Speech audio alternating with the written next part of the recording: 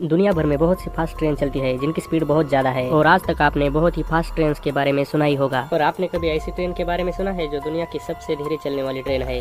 जी हाँ दोस्तों, एक ऐसी भी ट्रेन है जो दुनिया के सब ट्रेनों में से धीरे चलने वाली ट्रेन है और ये ट्रेन भारत में ही है। दरअसल इस ट्रेन का नाम नीलगिरी पैसेंजर है और ये ट्रेन इतनी धीरे चलती है कि आप इस ट्रेन में उतर कर भी चढ़ सकते हैं, क्योंकि ये ट्रेन सिर्फ 10 किलोमीटर प्रति घंटे से चलती है। ये बहुत ही कम है। इसके धीरे चलने की वजह यह है कि ये ज्यादातर पहाड़ों में से होकर गुजरती है और इसी कारण से ये ट्रेन ज्यादा स्पीड में नहीं चलती।